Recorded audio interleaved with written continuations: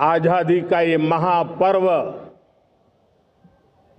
140 करोड़ संकल्पों का पर्व है। आजादी का ये पर्व सामूहिक सिद्धियों का गौरव का पल है। हर हृदय उमंग से भरा हुआ है। देश एकता की भावना को निरंतर मजबूती दे रहा है। 140 करोड़ देशवासी आज तिरंगे के रंग में रंगे हैं। हर घर तिरंगा, भारत के हर कोने से, चाहे रेगिस्तान हो या हिमालय की चोटियां, समंदर के तट हो या घनी आबादी वाले क्षेत्र, हर तरफ से एक ही गुंज है, एक ही जयकारा है। हमारी प्राण से भी प्यारी मातृभूमि का जयगान है।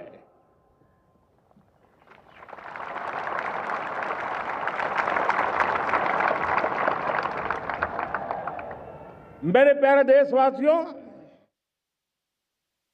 सन 47 में अनंत संभावनाओं के साथ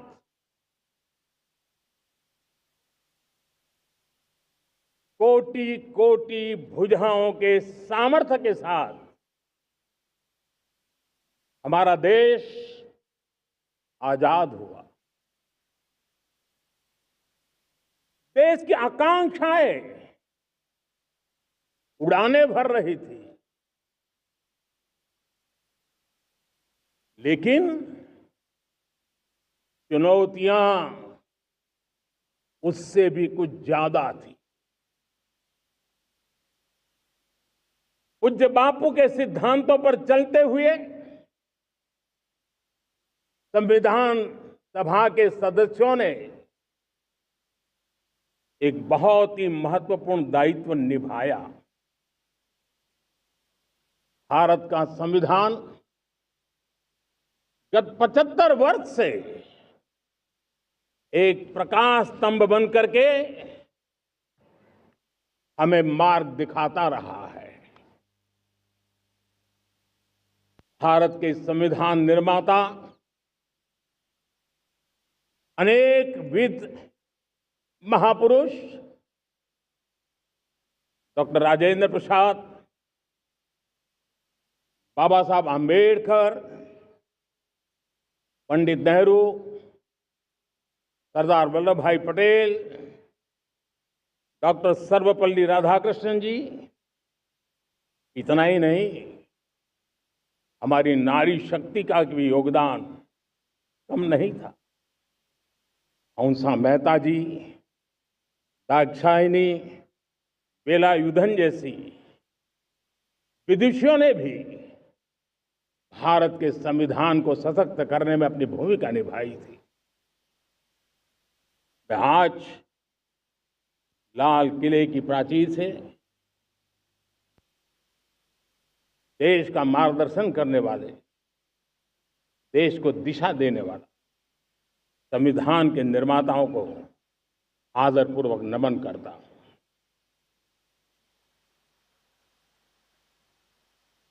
मेरे प्यारे देशवासियों, हम आज डॉक्टर श्यामा प्रसाद मुखर्जी की 125वीं जयंती भी मना रहे हैं। डॉक्टर श्यामा प्रसाद मुखर्जी भारत के संविधान के लिए बलिदान देने वाले देश के पहले महापुरुष थे। संविधान के लिए बलिदान, धारा 370 की दीवार गिराकर एक देश एक संविधान के मंत्र को जब हमने साकार किया तो हमने डॉक्टर श्यामा प्रसाद मुखर्जी को सच्ची श्रद्धांजलि दी। लाल किले पर आज कई विशेष महानुभाव उपस्थित हैं। दूर सुदूर गांव के पंचायतों के सदस्य हैं, ड्रोन दीदी के प्रतिनिधि हैं, लखपति दीदी की प्रतिनिधि हैं, खेल जगत से जुड़े लोग हैं, राष्ट्र जीवन में कुछ न कुछ देने वाले यहां महानुभाव उपस्थित हैं। एक प्रकार से यहां मेरी आंखों के सामने मैं लघु भारत के दर्शन कर रहा हूं और टेक्नोलॉजी के माध्यम से विशाल भारत के साथ भी आज लाल किला जुड़ा हुआ है। मैं आजादी के इस महापर्व पर देशवासियों का विश्व भर में फैलाए हुए भारत प्रेमियों का, हमारे मित्रों का हृदय से बहुत बहुत अभिनंदन करता हूं। साथियों, प्रकृति हम सब की परीक्षा ले रही है। पिछले कुछ दिनों में प्राकृतिक आपदाएं, भूस्खलन, बादलों का फटना, न जाने कितनी कितनी आपदाएं हम झेल रहे हैं। पीड़ितों के साथ हमारी संवेदना है। राज्य सरकारें और केंद्र सरकार मिलकर के बचाव के काम, राहत के काम, पुनर्वसन के काम में पूरी शक्ति से जुटे हुए हैं। साथियों, आज 15 अगस्त का एक विशेष महत्व भी मैं देख रहा। मुझे बहुत गर्व हो रहा है कि आज मुझे लाल किले की प्राचीर से ऑपरेशन सिंदूर के वीर जाबाजों को सैल्यूट करने का अवसर मिला है।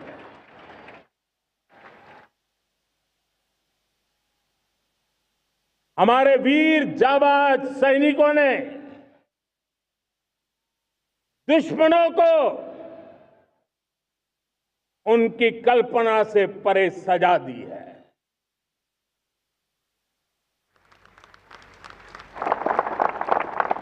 22 अप्रैल को पहलगाम में सीमा पार से आतंकियों ने आकर के जिस प्रकार का कत्ले आम किया, धर्म पूछ करके लोगों को मारा गया। पत्नी के सामने पति को गोलियां दी, बच्चों के सामने अपने पिता को मौत के घाट उतार दिया गया। पूरा हिंदुस्तान आक्रोश से भरा हुआ था।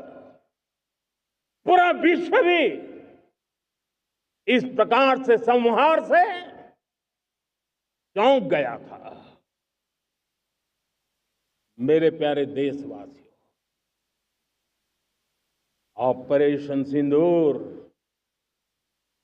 उसी आक्रोश की अभिव्यक्ति है।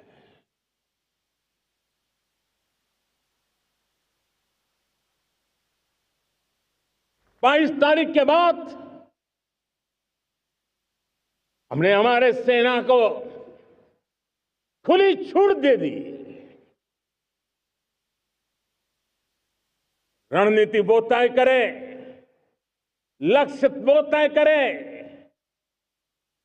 समय भी वो चुने और हमारी सेना ने वो करके दिखाया जो कई दशकों तक कभी हुआ नहीं था। सैकड़ों किलोमीटर दुश्मन की धरती पर घुस करके आतंकी हेडक्वार्टर्स को मिट्टी में मिला दिया, आतंकी इमारतों को खंडहर बना दिया।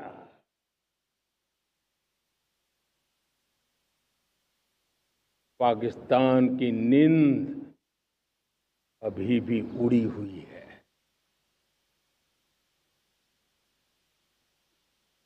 पाकिस्तान में हुई तबाही इतनी बड़ी है कि रोज नए नए खुलासे हो रहे हैं, नई नई जानकारियां आ रही हैं। मेरे प्यारे देशवासियों, हमारा देश कई दशकों से आतंक को झेलता आया हुआ है।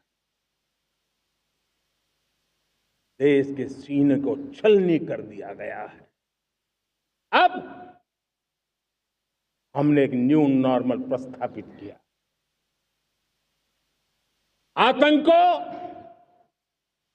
और आतंकी को पालने पोसने वालों को,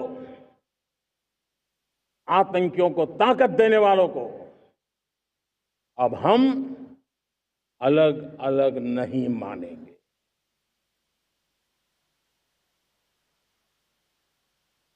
वो मानवता के समान दुश्मन है, उनके बीच कोई फर्क नहीं है। अब भारत ने तय कर लिया है कि न्यूक्लियर की धमकियों को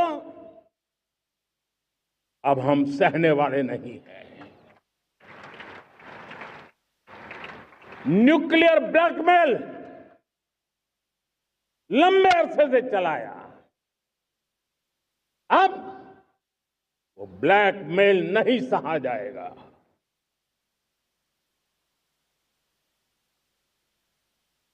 आगे भी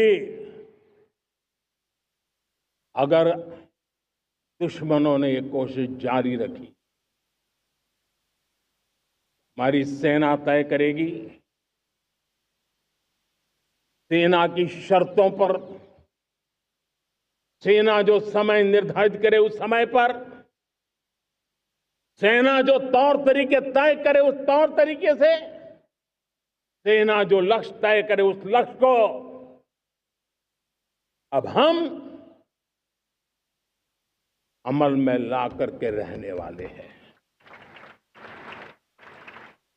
हम मुंह तोड़ जवाब देंगे। मेरे प्यारे देशवासियों, भारत ने तय कर लिया है, खून और पानी एक साथ नहीं बहेंगे।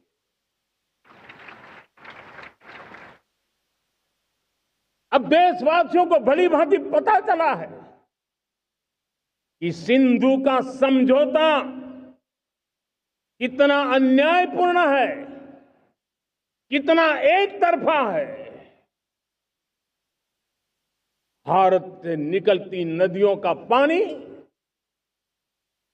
दुश्मनों के खेत को सींच रहा है और मेरे देश के किसान, मेरे देश की धरती पानी के बिना प्यासी है।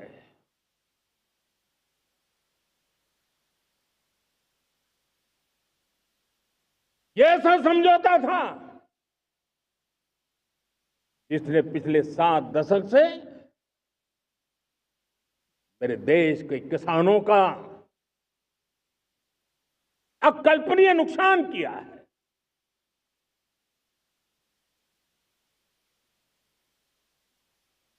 अब हिंदुस्तान के हक का जो पानी है उस पर अधिकार सिर्फ और सिर्फ हिंदुस्तान का है, हिंदुस्तान के किसानों का है। भारत कतई सिंधु समझौते को, उस स्वरूप को दशकों तक सहा है, उस स्वरूप को आगे नहीं सहा जाएगा। किसान हित में, राष्ट्र हित में ये समझौता हमें मंजूर नहीं है। मेरे प्यारे देशवासियों, आजादी के लिए असंख्य लोगों ने बलिदान दी, अपनी जवानी खपा दी, जेलों में जिंदगी गुजारी है, फांसी के तख्त पर लटके हैं, कुछ लेने पाने बनने के लिए नहीं, मां भारती के स्वाभिमान के लिए, कोटि कोटि जनों की आजादी के लिए, गुलामी की जंजीरों को तोड़ने के लिए। और मन में एक ही भाव था, स्वाभिमान। साथियों, गुलामी ने हमें निर्धन बना दिया, गुलामी ने हमें निर्भर भी बना दिया, औरों पर हमारी निर्भरता बढ़ती गई। हम सब जानते हैं, आजादी के बाद कोटि कोटि जनों के पेट भरना बड़ी चुनौती थी, लेकिन यही मेरे देश के किसान हैं जिन्होंने खून पसीना एक करके देश के अन्न के भंडार भर दिए।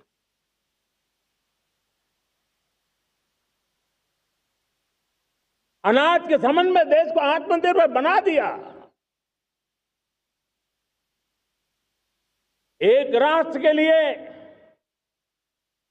आत्मसम्मान की सबसे बड़ी कसौटी आज भी उसकी आत्मनिर्भरता है। और मेरे प्यारे देशवासियों, विकसित भारत का आधार भी है आत्मनिर्भर भारत।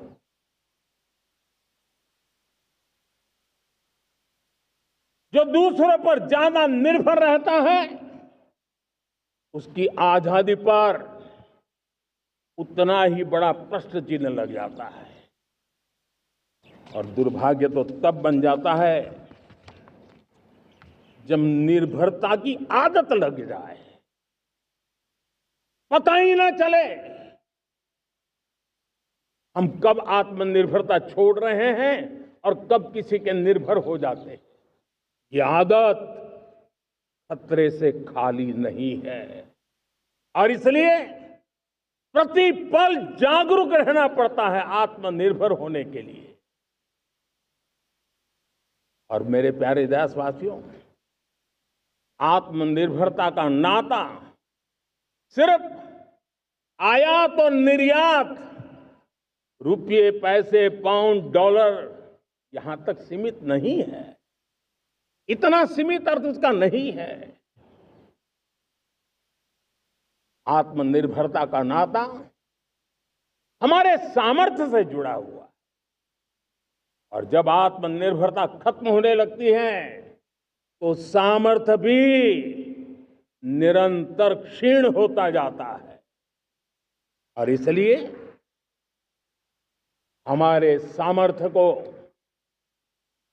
बचाए रखने, बनाए रखने और बढ़ाए रखने के लिए आत्मनिर्भर होना बहुत अनिवार्य है।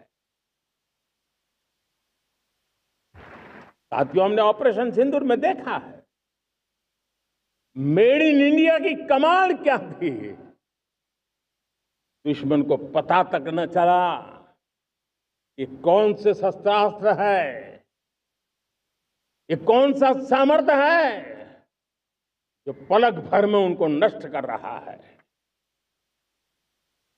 सोचिए, अगर हम आत्मनिर्भर होते न होते तो क्या ऑपरेशन सिंदूर इतनी त्वरित गति से हम कर पाते? पता नहीं कौन सप्लाई देगा नहीं देगा, साजो सामान मिलेगा नहीं मिलेगा, इसी की चिंता बनी रहती। लेकिन हमें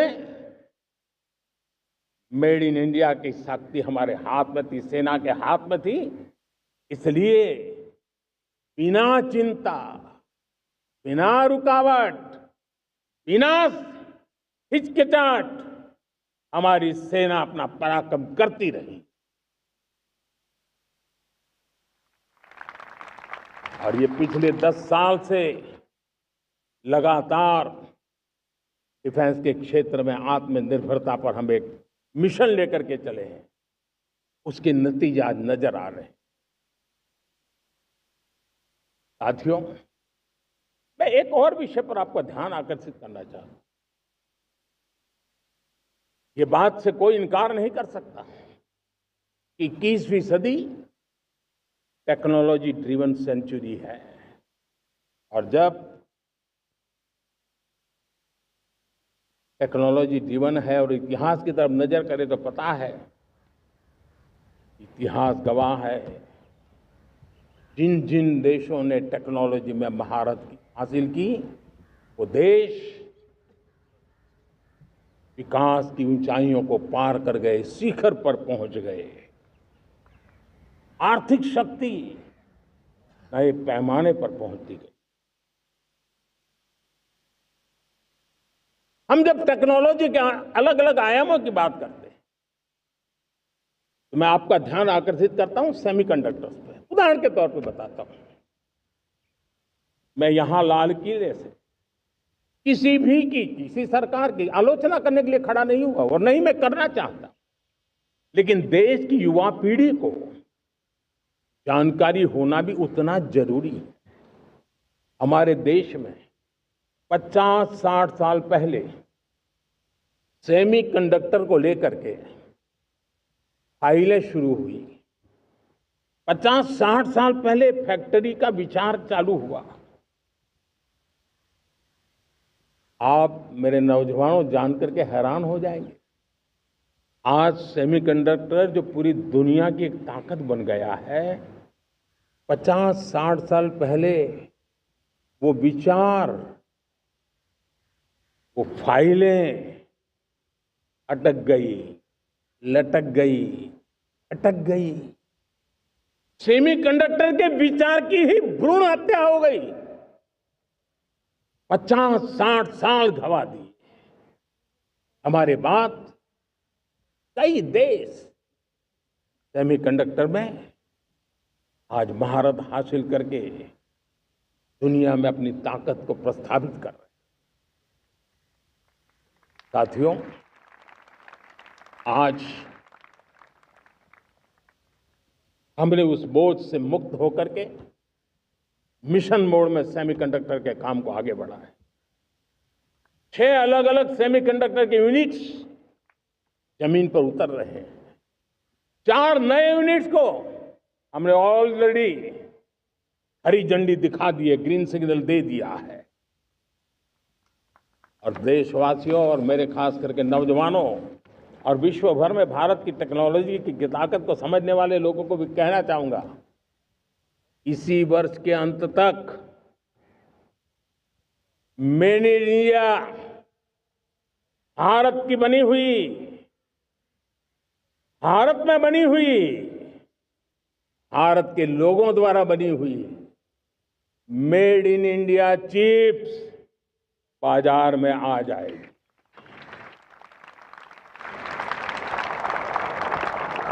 मैं दूसरा उदाहरण देना चाहता हूं। अब ऊर्जा के क्षेत्र में हम सब जानते हैं कि हम एनर्जी के लिए बहुत सारे देशों पर डिपेंडेंट है। पेट्रोल हो, डीजल हो, गैस हो, लाखों करोड़ रुपए हमें खर्च करके लाना पड़ता है। हमें इस संकट से देश को आत्मनिर्भर बनाना, ऊर्जा में आत्मनिर्भर बनाना बहुत जरूरी है। हमने बीड़ा उठाया और आज 11 वर्ष में सोलर एनर्जी 30 गुना बढ़ चुकी है। हम नए नए डैम बना रहे हैं ताकि हाइड्रो का विस्तार हो और हमें क्लीन एनर्जी की उपलब्ध हो। भारत मिशन ग्रीन हाइड्रोजन लेकर के आज हजारों करोड़ रुपए इन्वेस्ट कर रहा है। भविष्य की ऊर्जा को ध्यान में रख करके, ऊर्जा के क्षेत्रों को ध्यान में रख करके भारत न्यूक्लियर एनर्जी पर भी बहुत बड़े इनिशिएटिव ले रहा है। न्यूक्लियर एनर्जी में 10 नए न्यूक्लियर रिएक्टर तेजी से काम कर रहे हैं। 2047 तक, जो कि हमने विकसित भारत का लक्ष्य तय किया है, जब देश की आजादी के 100 साल होंगे, हम परमाणु ऊर्जा क्षमता 10 गुना से भी अधिक बढ़ाने का संकल्प लेकर के आगे बढ़ रहे हैं। मेरे प्यारे देशवासियों, रिफॉर्म एक निरंतर प्रक्रिया है। समयानुकूल परिस्थिति के अनुसार रिफॉर्म करते जाना होता है। हम न्यूक्लियर एनर्जी के क्षेत्र में बहुत बड़े रिफॉर्म लेकर के आए। अब हमने प्राइवेट सेक्टर के लिए भी परमाणु ऊर्जा को उसके द्वार खोल दिए हैं। हम शक्ति को जोड़ना चाहते। मेरे प्यारे देशवासियों, दुनिया जब आज ग्लोबल वार्मिंग को लिए चिंता करती है, तब मैं विश्व को भी बताना चाहता हूं कि भारत ने तय किया था कि हम 2030 तक क्लीन एनर्जी भारत में 50% पहुंचा देंगे। ये लक्ष्य हमारा 2030 तक था। मेरे देशवासियों का सामर्थ्य देखिए, मेरे देशवासियों की संकल्प शक्ति देखिए, मेरे देशवासियों को विकसित भारत बनाने का संकल्प को पूर्ण करने के लिए उनकी दौड़ देखिए। हमने जो लक्ष्य 2030 में तय किया था, वो 50% क्लीन एनर्जी का लक्ष्य 2025 में हमने कर लिया। 5 साल पहले हमने अचीव कर लिया, क्योंकि विश्व के प्रति भी हम उतने ही संवेदनशील हैं, प्रकृति के प्रति भी उतने ही हम जिम्मेवार लोग हैं। मेरे प्यारे देशवासियों, बजट का बहुत बड़ा हिस्सा ये पेट्रोल, डीजल, गैस, इन सबको लाने के लिए खर्च होता था। लाखों करोड़ रुपए चले जाते थे। अगर हम ऊर्जा में डिपेंडेंट न होते, वो धन मेरे देश के नौजवानों के भविष्य के लिए काम आता। वो धन मेरे देश के गरीबों को गरीबी के खिलाफ लड़ाई लड़ने में काम आता। वो धन मेरे देश के किसानों के कल्याण में काम आता। वो धन मेरे देश के गांव की परिस्थिति को पलटने के लिए काम आता। लेकिन हमें विदेशों को देना पड़ रहा। अब हम आत्मनिर्भर बनने की दिशा में काम कर रहे हैं। देश को विकसित बनाने के लिए हम अब समुद्र मंथन की तरफ भी जा रहे हैं। हमारे समुद्र के मंथन को आगे बढ़ाते हुए हम समुद्र के भीतर के तेल के भंडार, गैस के भंडार, उसको खोजने की दिशा में एक मिशन मोड में काम करना चाहते हैं। और इसलिए भारत ने national deep water exploration mission शुरू करने जा रहा है। ये ऊर्जा इंडिपेंडेंट बनने के लिए ये हमारी महत्वपूर्ण घोषणा है। मेरे प्यारे देशवासियों, आज पूरा विश्व क्रिटिकल मिनरल को लेकर के बहुत ही सतर्क हो गया है। उसके सामर्थ्य को लोग भली भांति समझने लगे हैं। कल तक जिस तरफ ज्यादा ध्यान नहीं था, वो आज सेंटर स्टेज पे है। हमारे लिए भी क्रिटिकल मिनरल्स में आत्मनिर्भरता बहुत अनिवार्य है। एनर्जी का सेक्टर हो, इंडस्ट्री का सेक्टर हो, रक्षा क्षेत्र हो, टेक्नोलॉजी के हर क्षेत्र हो, आज क्रिटिकल मिनरल्स की टेक्नोलॉजी के अंदर बहुत अहम भूमिका है। और इसलिए नेशनल क्रिटिकल मिशन हमने लॉन्च किया है। 1200 से अधिक स्थानों पर खोज का अभियान चल रहा है और हम क्रिटिकल मिनरल में भी आत्मनिर्भर बनने की दिशा में आगे बढ़ रहे हैं। मेरे प्यारे देशवासियों,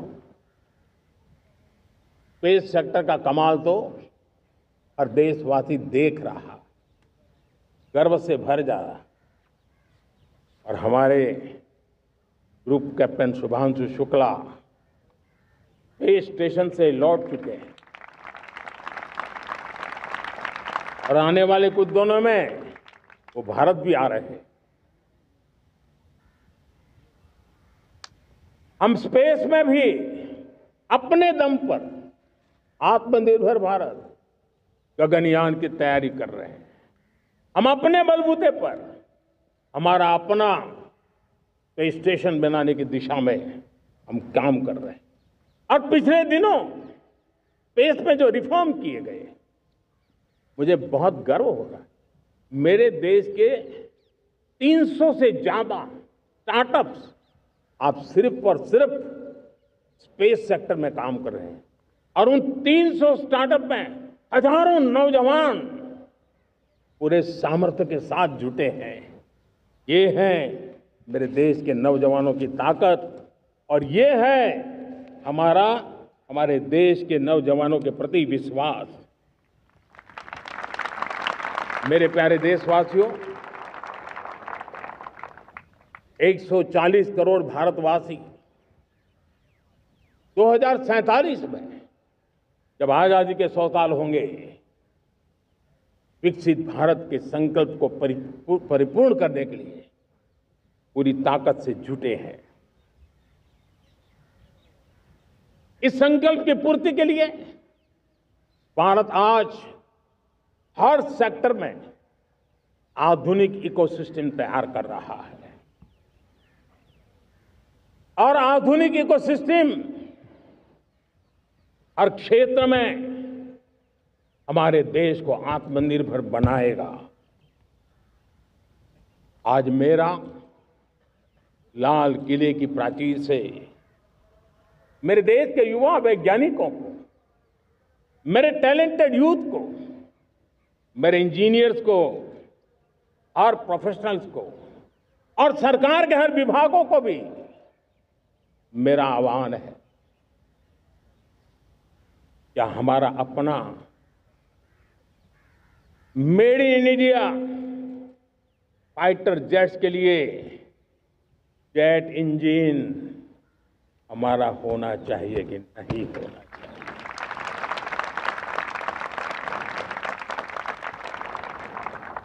हम फार्मा ऑफ द वर्ल्ड माने जाते हैं। वैक्सीन में हम नए नए विक्रम स्थापित करते हैं, लेकिन क्या समय की मांग नहीं है?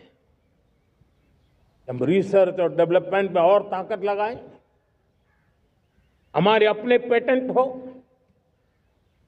हमारी अपनी बनाई हुई मानव जात के कल्याण की सस्ते से सस्ती और सबसे कारगर नई नई दवाइयों की शोध हो, हर संकट में साइड इफेक्ट के बिना मानव जात के कल्याण में काम आए।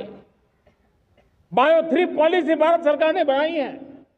मैं देश के नौजवानों को कहता हूं, आइए बायो 3 पॉलिसी का अध्ययन करके अब कदम उठाइए। देश का भाग्य बदलना है, आपका सहयोग चाहिए। मेरे प्यारे देशवासियों,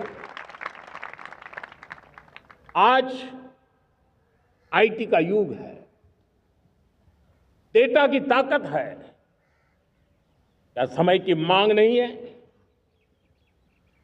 ऑपरेटिंग सिस्टम से लेकर के साइबर सुरक्षा तक, डीप टेक से लेकर के आर्टिफिशियल इंटेलिजेंस तक, सारी चीजें हमारी अपनी हो, इस पर हमारे ही लोगों का सामर्थ्य जुटा हुआ हो, उनकी सामर्थ्य शक्ति का विश्व को परिचय कराएं। साथियों, आज दुनिया में सोशल मीडिया कहो, बाकी प्लेटफॉर्म कहो, दुनिया के प्लेटफॉर्म पर हम काम कर रहे हैं। दुनिया ने हमने दिखा दिया है, यूपीआई का हमारा प्लेटफॉर्म आज दुनिया को अजोबा कर रहा है। हमारे में सामर्थ्य है। रियल टाइम ट्रांजैक्शन में 50% अकेला भारत यूपीआई के माध्यम से करता है। इसका मतलब कि ताकत है।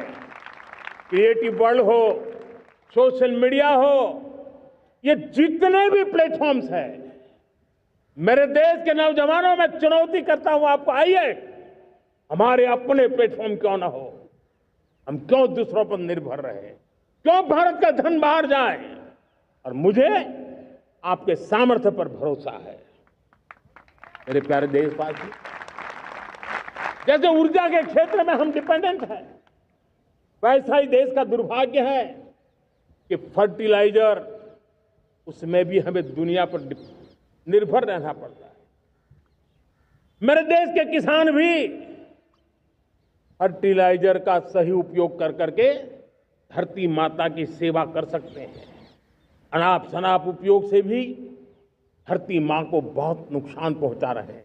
लेकिन साथ साथ मैं देश के नौजवानों को कहना चाहता हूं, देश के उद्योग जगत को कहना चाहता हूं, देश के प्राइवेट सेक्टर को कहना चाहता हूं, आइए हम फर्टिलाइजर के भंडार भर दें, हम नए नए तौर तरीके खोजें और भारत की आवश्यकता के अनुसार हम अपना फर्टिलाइजर तैयार करें। हम औरों पर निर्भर न रहे। साथियों, आने वाला युग ईवी का है। अब ईवी बैटरी क्या हम नहीं बनाएंगे? हम निर्भर रहेंगे? सोलर पैनल की बात हो, इलेक्ट्रिक व्हीकल्स के लिए जिन जिन चीजों की आवश्यकताएं हैं वो हमारी अपनी होनी चाहिए। साथियों, मैं ये इसलिए कहने की हिम्मत करता हूं, क्यों? क्योंकि मुझे देश के नौजवानों के सामर्थ्य पर भरोसा है। और भरोसा सिर्फ वो मेरे देश के नौजवान है इतने मात्र से नहीं है।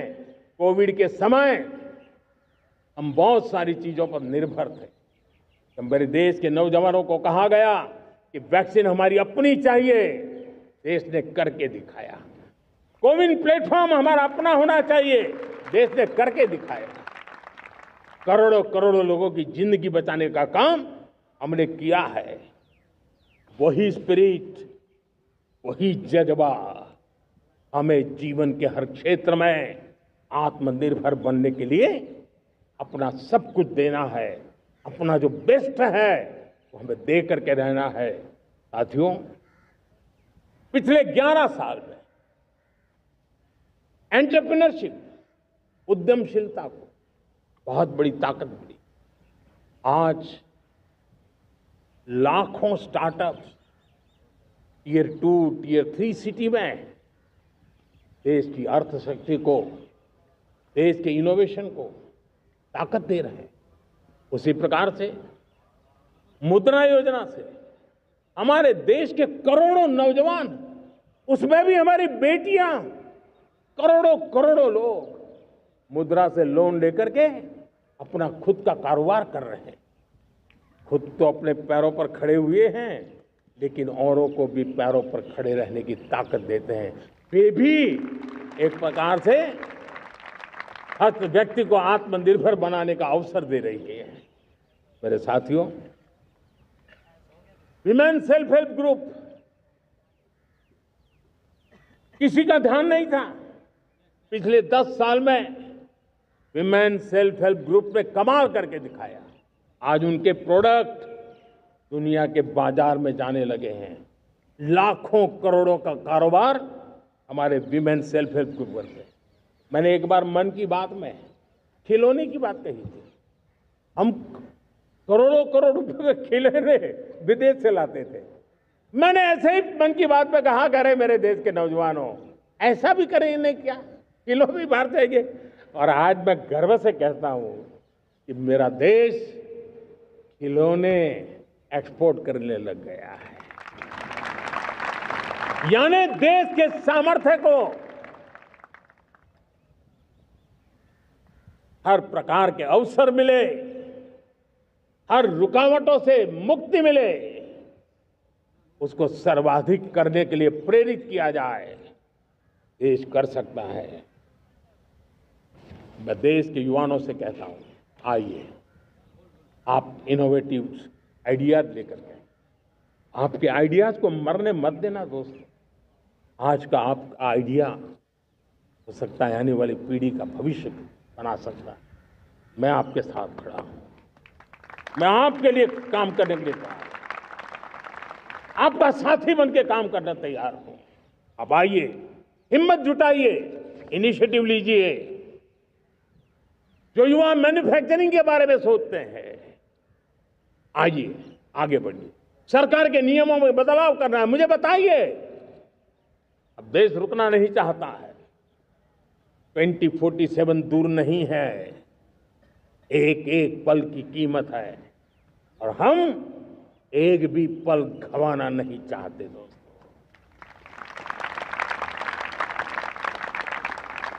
साथियों,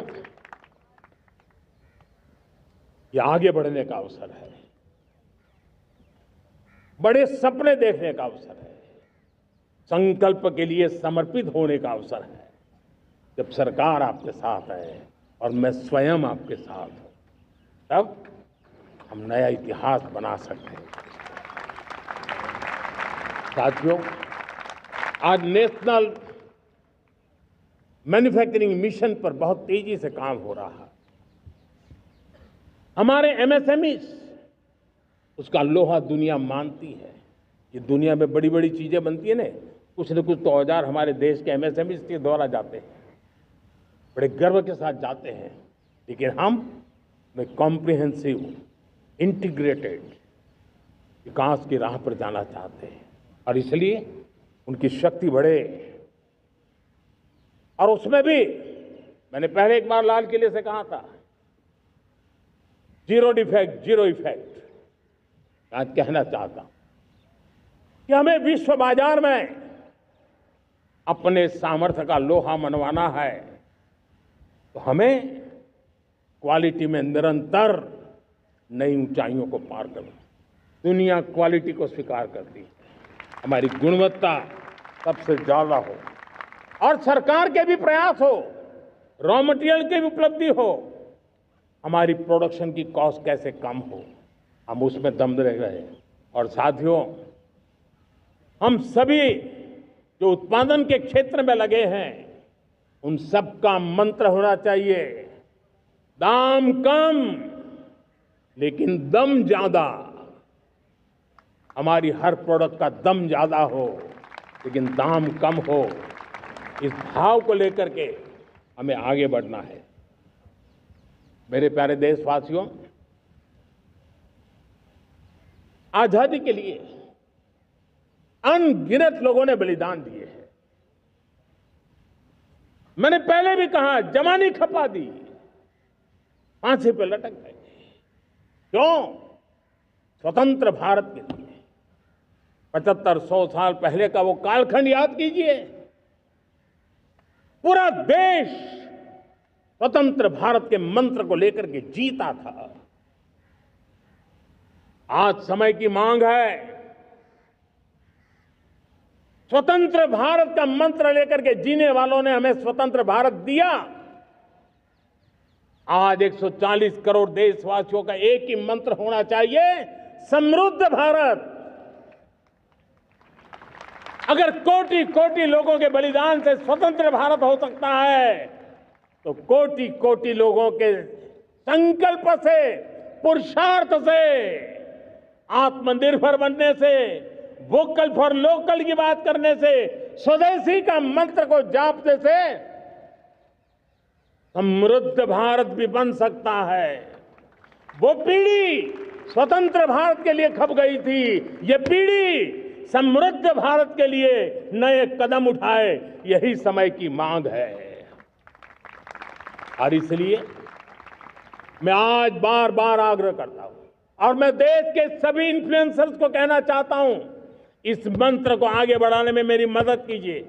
मैं सभी राजनीतिक दलों को, राजनेताओं को सबसे कहता हूं कि आइए, ये किसी राजनीतिक दल का एजेंडा नहीं है, भारत हम सबका है।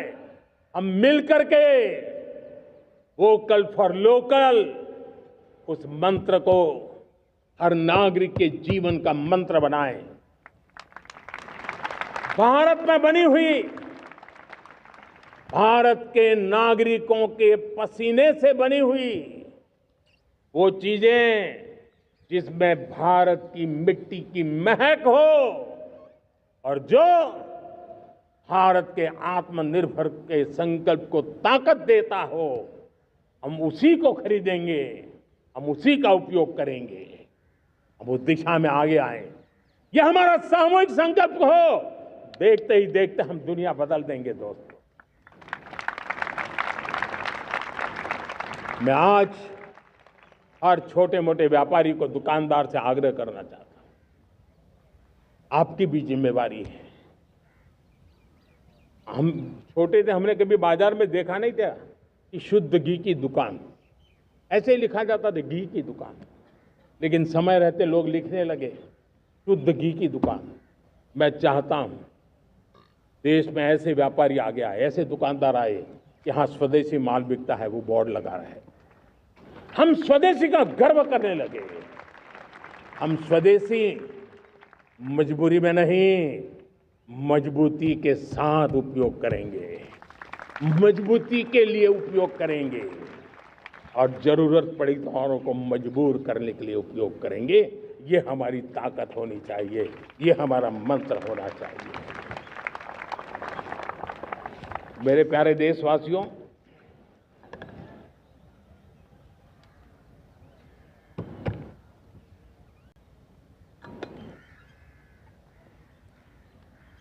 मुझे बहुत लंबे समय से सरकार में काम करने का अवसर मिला है। मैंने कई सारे उतार चढ़ाव देखे हैं, सरकारों की मुसीबतों से भी मैं परिचित हूं, व्यवस्थाओं की मर्यादाओं से भी परिचित हूं, लेकिन उसके बावजूद भी हमारी जिम्मेवारी है कि हम किसी की लकीर को छोटी करने में अपनी ताकत बर्बाद न करें। मैं बड़े अनुभव से कहता हूं, किसी दूसरे की लकीर छोटी करने के लिए अपनी ऊर्जा हमें नहीं खपानी है। हमें पूरी ऊर्जा के साथ हमारी लकीर को लंबा करना है।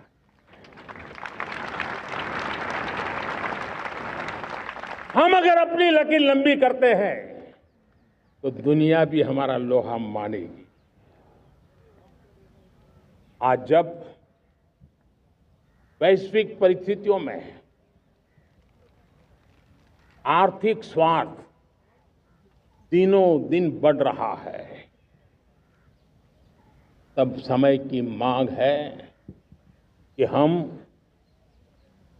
उन संकटों के रोते बैठने की जरूरत नहीं है, हिम्मत के साथ हम अपनी लकीर को लंबी करें। और मैं 25 साल के शासन के अनुभव से कह सकता हूं, अगर ये रास्ता हमने चुन लिया, हर किसी ने चुन लिया, तो फिर कोई स्वार्थ हमें अपनी चंगुल में नहीं फंसा सकता है। मेरे प्यारे देशवासियों, बीता दशक रिफॉर्म, परफॉर्म, ट्रांसफॉर्म कर रहा है, लेकिन अब हमें और नई ताकत से जुड़ना है। पिछले दिनों हमने कई रिफॉर्म्स किए, एफडीआई हो, इंश्योरेंस कंपनी की बात हो, विश्व की यूनिवर्सिटीज को भारत के अंदर स्थान देने की बात हो, कई रिफॉर्म्स किए हैं। 40,000 से ज्यादा अनावश्यक कंप्लायंसेस को हमने खत्म किया है। इतना ही नहीं, 1500 से अधिक पुराने कानून जो बाबा आदम के जमाने के थे, उन सबको हमने खत्म कर दिया है। हमने दर्जनों कानूनों को सरल करने के लिए संसद में जाकर के जनता के हितों को सर्वोपरि रख करके बदलाव किए हैं। इस बार भी हो हल्ला के बीच लोगों तक बात पहुंची नहीं होगी, लेकिन एक बहुत बड़ा रिफॉर्म इनकम टैक्स एक्ट में हुआ है। करीब 280 से ज्यादा धाराएं हमने समाप्त करने का निर्णय किया है। और साथियों, सिर्फ आर्थिक मोर्चे पर ही रिफॉर्म नहीं, हमने नागरिक के जीवन को भी आसान बनाने के लिए रिफॉर्म किए। इनकम टैक्स रिफंड की बात हो, रिफॉर्म का परिणाम है। फेसलेस असेसमेंट की बात हो, रिफॉर्म का परिणाम है।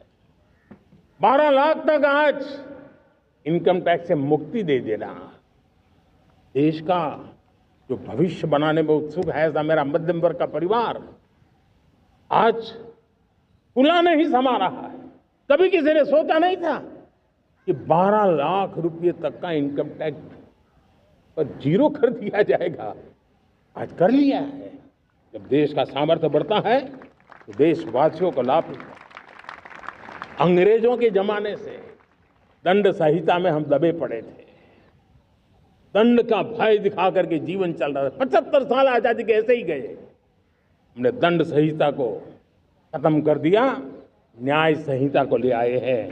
न्याय संहिता में भारत के नागरिक के प्रति विश्वास का भाव है। भारत के नागरिक के अंदर अपनेपन का भाव है, संवेदनशीलताओं से भरा हुआ है। हमने रिफॉर्म की यात्रा को तेज करने के लिए बीड़ा उठाया। हम बहुत तेजी से आगे बढ़ना चाहते हैं। मैं चाहता हूं देशवासियों, देश के लिए कर रहा हूं, मैं मेरे लिए नहीं कर रहा हूं, किसी का बुरा करने के लिए नहीं कर रहा हूं। मेरे राजनीतिक दल, मेरे प्रतिस्पर्धी साथी भी देश की इस उज्जवल भविष्य के लिए आगे आए, हमारा साथ दें। स्ट्रक्चरल रिफॉर्म्स की बात हो, रेगुलेटरी रिफॉर्म्स की बात हो, पॉलिसी रिफॉर्म की चर्चा हो, प्रोसेस रिफॉर्म की चर्चा हो, प्रोसीड्यूरल रिफॉर्म्स करने की जरूरत हो, हर प्रकार के रिफॉर्म्स ये आज हमने मकसद बना करके चले हैं। और मेरे प्यारे देशवासियों, नेक्स्ट जनरेशन रिफॉर्म्स के लिए हमें एक टास्क फोर्स गठित करने का निर्णय किया है। ये टास्क फोर्स समय सीमा में इस काम को पूरा करे। वर्तमान नियम, कानून, नीतियां, रीतियां 21वीं सदी के अनुकूल, वैश्विक वातावरण में अनुकूल और भारत को 2047 में विकसित राष्ट्र बनाने के संदर्भ में नए सिरे से तैयार हो और उसका समय सीमा में अपना कार्य पूरा करने के लिए इस टास्क फोर्स की रचना की है। साथियों, ये रिफॉर्म के कारण जो नए लोग अपना भविष्य बनाने चाहते हैं उनको तो हिम्मत मिलेगी। हमारे स्टार्टअप्स हो, हमारे लघु उद्योग हो, हमारे गृह उद्योग हो, उन लोग उद्यमियों को उनकी कंप्लायंस कॉस्ट बहुत कम हो जाएगी और उसके कारण उनको एक नई ताकत मिलेगी। जो एक्सपोर्ट की दुनिया में उनको लॉजिस्टिक सपोर्ट के कारण, व्यवस्थाओं में बदलाव के कारण उनको एक बहुत बड़ी ताकत मिलेगी।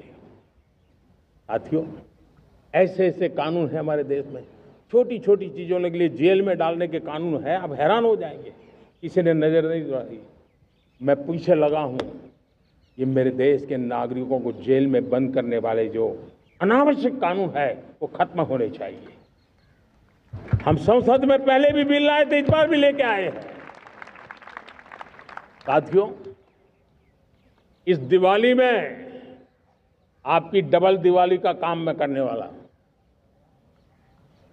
इस दिवाली में आपको एक बहुत बड़ा तोहफा देशवासियों को मिलने वाला है। पिछले 8 साल से हमने जीएसटी का बहुत बड़ा रिफॉर्म किया।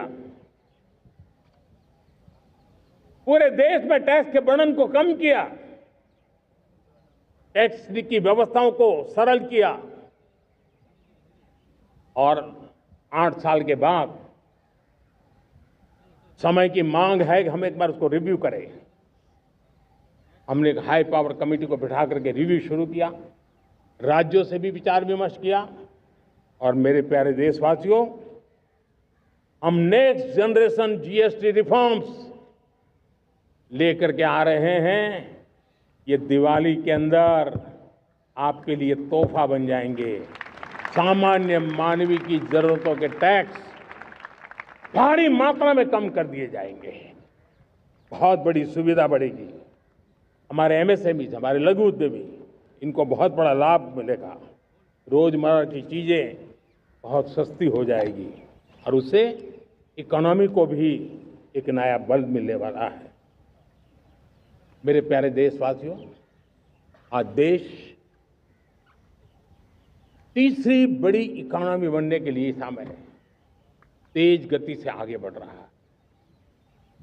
हम दरवाजे खटखटा रहे हैं और बहुत तेजी से हम उसको अचीव भी कर लेंगे। और कोई तो दिन होगा मैं आपके बीच आकर के लाल किले की प्राचीर से ये खबर भी सुनाऊंगा।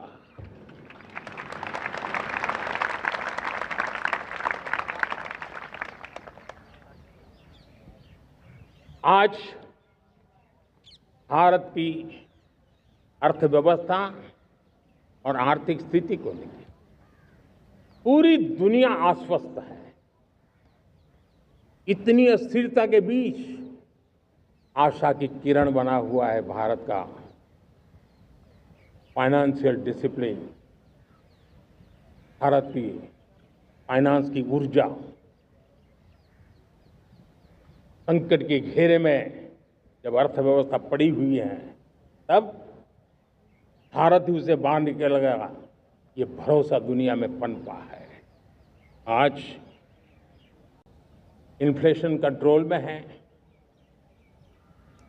फॉरेन एक्सचेंज रिजर्व हमारे बहुत मजबूत है,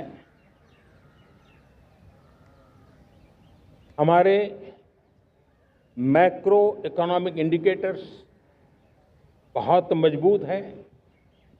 ग्लोबल रेटिंग एजेंसी भी लगातार भारत की सराहना करती हैं, भारत की अर्थव्यवस्था पर ज़्यादा से ज़्यादा विश्वास व्यक्त कर रही है। ये बढ़ती हुई अर्थव्यवस्था का लाभ मेरे देश के गरीबों को मिले, मेरे देश के किसानों को मिले, मेरे देश की नारी शक्ति को मिले, मेरे देश के मध्यम वर्ग को मिले, मेरे देश की विकास धारा को ताकत देने वाला बने। उस दिशा में हम नए नए प्रयास करें। आज युवाओं के लिए नए नए सेक्टर्स में हमारे नौजवानों के लिए अवसर बन रहे हैं। स्किल डेवलपमेंट, स्वरोजगार, बड़ी बड़ी कंपनियों में इंटर्नशिप, इस पर एक बहुत बड़े स्तर पर अभियान चल रहा है। और इसलिए देश के नौजवानों, आज मैं आपके लिए भी एक खुश खबर लेकर के आया। मेरे देश के नौजवानों के लिए आया। आज 15 अगस्त है। आज 15 अगस्त के ही दिन मेरे देश के युवाओं के लिए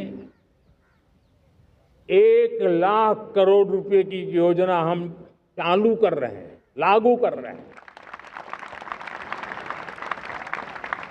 आज से प्रधानमंत्री विकसित भारत रोजगार योजना आज ही 15 अगस्त को लागू हो रही है।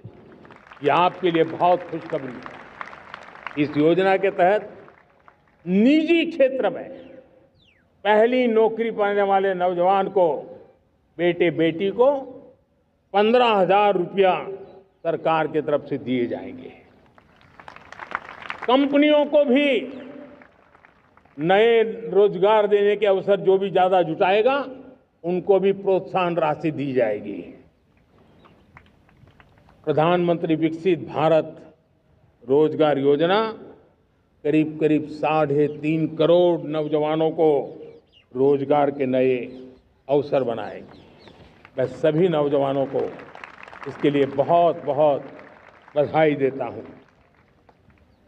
मेरे प्यारे देशवासियों, आज भारत में नारी शक्ति का लोहा हर कोई मानने लगा। बढ़ती इकोनॉमी की लाभार्थी हमारी नारी है, लेकिन बढ़ती इकोनॉमी को गति देने में भी हमारी नारी का बहुत बड़ा योगदान भी, हमारी मातृशक्ति का योगदान है, हमारी स्त्री शक्ति का योगदान है। स्टार्टअप से लेकर स्पेस सेक्टर तक हमारी बेटियां छाई हुई हैं, खेल के मैदान में छाई हुई हैं, फौज में चमक रही है। आज गर्व के साथ नारी कंधे से कंधा मिला करके देश की विकास यात्रा में भागीदार हो रही। देश गर्व से भर गया जब एनडीए की विमेन कैडेट्स उनका पहला पास आउट हुआ था। पूरा देश गर्व से भर गया था। सारे टीवी चैनल उसी के पीछे लगे हुए थे। कितने बड़े गौरव की पल थी। Self help group, 10 crore self help group की बहनें क्या कमाल कर रही है। नमो ड्रोन दीदी नारी शक्ति की एक नई पहचान बनी। गांव में मुझे एक बहन मिली, वो कहती मुझे अब तो गांव वाले पायलट कह करके बुलाते हैं। बड़े गर्व से कह रही, ज्यादा पढ़ी लिखी नहीं थी, लेकिन उसका रतबा पैदा हुआ है। साथियों, हमने 3 करोड़ महिलाओं को लखपति दीदी बनाने का संकल्प लिया था। 3 करोड़। और मुझे आज संतोष है कि हम तेज गति से काम कर रहे हैं। समय से पहले 3 करोड़ का लक्ष्य पार कर लेंगे। और आज मैं खुशी से देश को बताना चाहता हूं कि मेरे नारी शक्ति का सामर्थ्य देखिए। देखते ही देखते 2 करोड़ महिलाएं लखपति दीदी बन चुकी है। आज कुछ लखपति दीदी हमारे सामने बैठी है। ये है मेरे सामर्थ्य। और मेरा विश्वास है दोस्तों, भारत की विकास यात्रा में उनकी भागीदारी बढ़ने वाली। मेरे प्यारे देशवासियों, मेरे देश के किसानों का भारत की अर्थव्यवस्था में बहुत बड़ा योगदान है। भारत के किसानों की मेहनत रंग ला रही है। पिछले साल अनाज के उत्पादन में मेरे देश के किसानों ने के पुराने सारे विक्रम तोड़ दिए। ये सामर्थ्य है मेरे देश का। उतनी ही जमीन, लेकिन व्यवस्थाएं बदली, पानी पहुंचने लगा, अच्छे सीड्स मिलने लगे, किसानों को अच्छी सुविधाएं मिलने लगी, तो वो अपना सामर्थ्य देश के लिए बढ़ा रहा है।